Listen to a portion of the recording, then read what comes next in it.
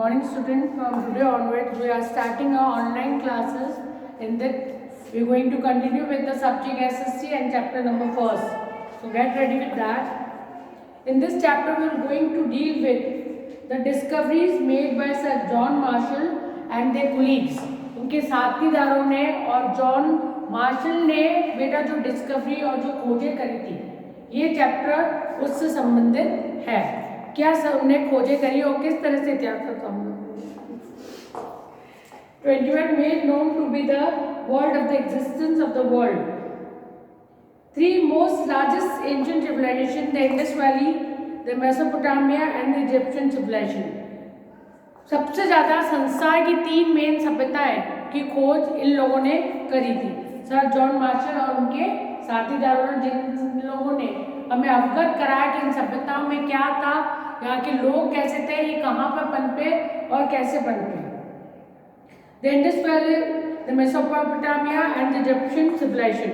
On the basis of this civilization, इन सभ्यताओं के आधार पे ही हम have gathered the importance of history, more and more knowledge about the history.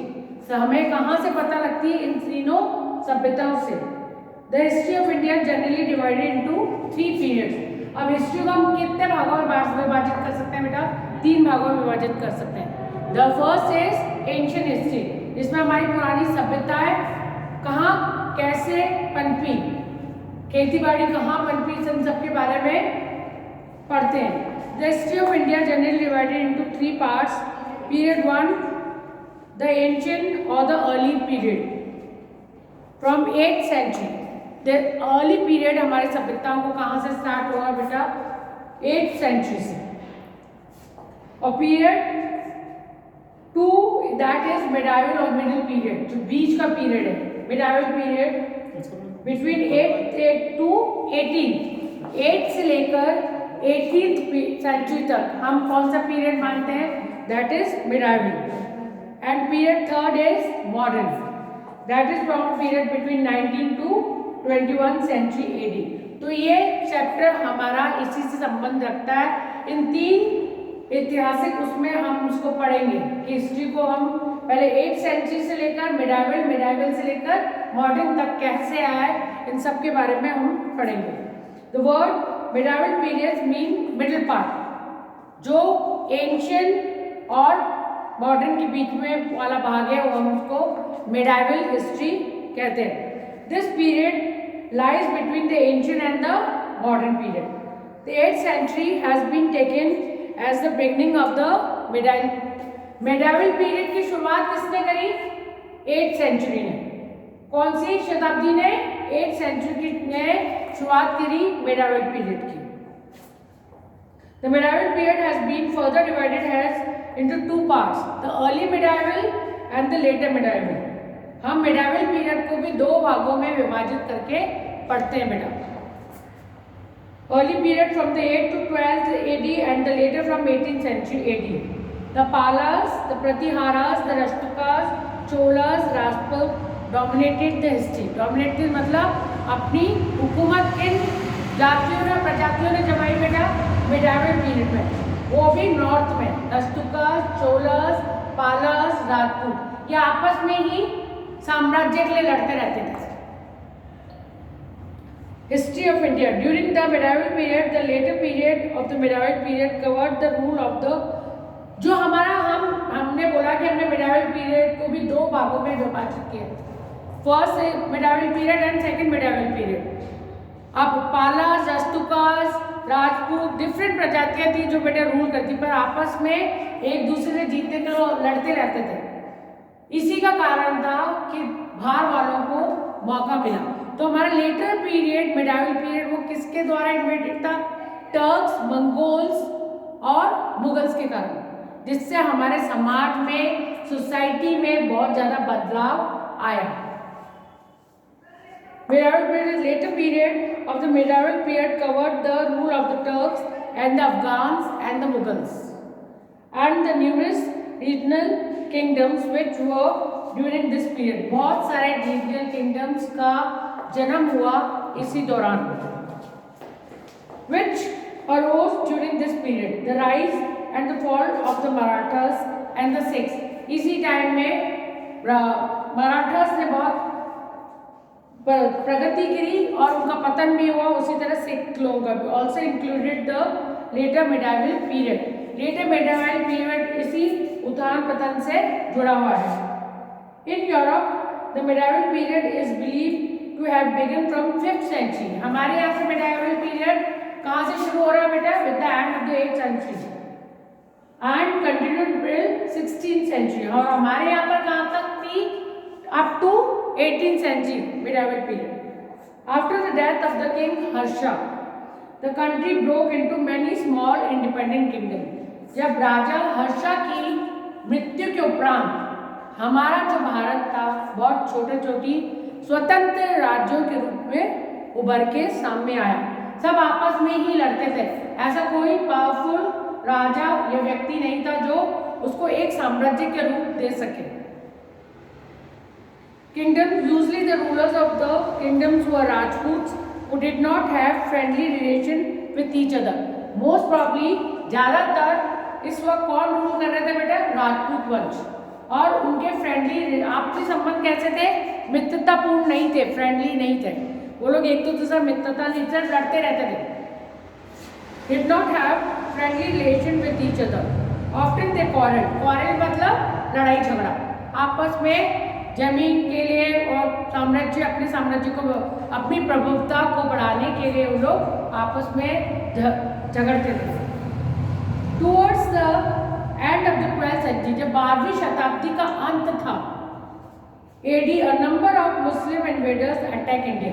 मैंने आपको जैसे बताया कि जब हमारा एंशियंट सभ्यता शुरू हुई और उसका अंत होने आने हुआ, मिडाइवल सभ्यता शुरू हुई, उस वक्त सभी आपस में सिर्फ अपने साम्राज्य को बढ़ाने के लिए, अपने आप को स्वतंत्र घोषित करने के लिए आपस में लड़ते रहे, जिसका फायदा हमेशा बाहर वालों ने उठाया।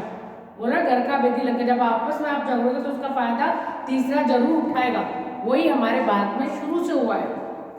जब हम एंशियंट सभ्यता में थे तो बहुत पनपे हुए थे, हमारा समाज उच्च कोटि का था, हमारी संस्कृति उच्च कोटि की थी, पर जहाँ से जब आपस में हम झगड़ने लगे तो हमें एकता की कमी आ गई, जिसके कारण किसको मौका मिला? बाहर वालों को। तो 12वीं शताब्दी तक टर्क्स, मंगोल्स और मुगल्स ये भारत में प्रवेश कर गए थे, जिससे हमारी संस्कृति सभ्यता पर बहुत ज़्यादा प्रभाव पड़ा। उसमें कुरीतियों का प्रवेश हुआ, राजनीति का प्रवेश हुआ। The Rajput 12th century 18, a number of Muslim invaders attacked India. The Rajputs being disunited. मैंने आपको पहले भी कहा, उनमें एकता की कमी थी, यूनिटी की कमी थी between the Rajput Kings. All want to superior, सब अपना महत्व रखना चाहते थे, अपने आप को इम्पोर्टेंस रखते थे, देश के बारे में कोई नहीं, मेरा अपना राज्य हो, मेरा अपना सब कुछ, मेरा एम्पायर हो। तो Rajput Kings always keep fighting, जिसका फायदा टर्क्स, मंगोल्स और मुगल्स ने उठाया।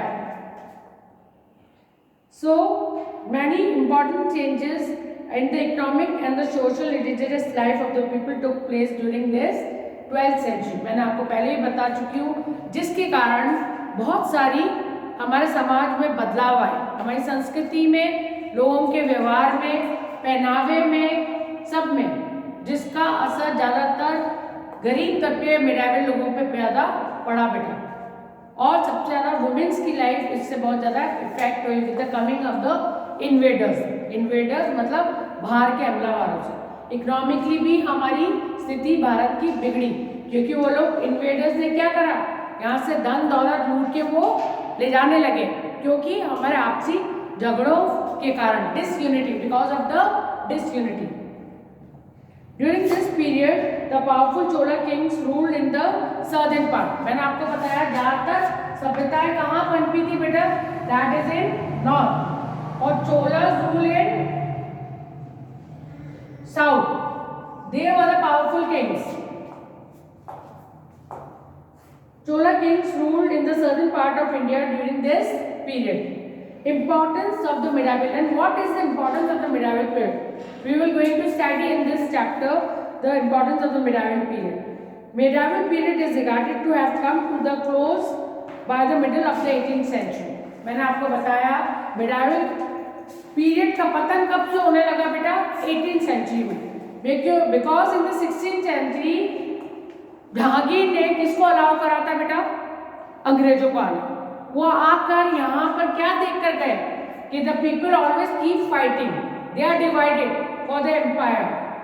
वो स्पाइसेस के पॉइंट ऑफ व्यू से आए थे from the 16th century. They have let the outsiders come to India and the English people came to India, and from that time the decline of the medieval period started. What is important in the medieval period is regarded to have come to close by the middle of the 18th century. 18वीं शताब्दी तक इसका पतन होने लगा था। When the Mughal Empire had started setting their foot in Indian soil, a fresh wave of economic and social changes started sweeping the country. Sweeping the country का मतलब ये नहीं कि झाड़ू लगा रहा था, मतलब with the coming of these white peoples, Englishmen, हमारे भारत की इकोनॉमिक कंडीशन और समाज की कंडीशन बिल्कुल बिगड़ने लगी बेटा। वो पतन की ओर अग्रसर होने लगी क्योंकि अंग्रेजों ने हमारा फायदा उठाना शुरू करा, क्योंकि हम आपस में ही लड़ते रहते थे और there is a disunity. It was during this period that the true Indian culture got its true shape. हमारे कल्चर को शेप कहाँ से मिला? With the down of the medieval period. The medieval history was important due to number of reasons. Or what is the reasons behind the medieval period is very important to us? Why? The first point is we have many authentic sources that provided correct and accurate information and confusions of the vagueness about the chronology and the medieval period. हमें सब बहुत ही authentic reasons मिलते हैं और बहुत सारे records मिलते हैं। वो किसके थ्रू मिलते हैं बेटा? That is through the medieval period. Building inscriptions हैं, बहुत सब कुछ, वो सब हमें मिडाइवल पीरियड से मिलते हैं, जिसके पिलर्स के थ्रू इंस्क्रिप्शन जो है हम स्टडी कर सकते हैं कि लाइफ लोगों की कैसी थी। The medieval period is more closer to the present. आज का जो स्ट्रक्चर है उसके बहुत नजदीक कौन सा है? हमारा मिडाइवल पीरियड, क्योंकि इस समय बहुत सारे चेंजेस हो गए थे बेटा मानव सभ्यता में। लोग डेवलप लाइफ जीने लग गए थे, सेटल लाइफ जीने लग गए थे और इमारतें भी डिफरेंट टाइप की आ गई थी। हमारे कल्चर में बहुत बदलाव आ गया था, राजनीति भी हमारे यहाँ एंटर हो गई थी और संस्कृति, पढ़ाई लिखाई सभी में। तो आज तक अभी जो भी मैंने आपको पढ़ाया आपको यही रिविजन करना बेटा। इसी पे बेस में tomorrow I will going to ask your question. Okay, thank you.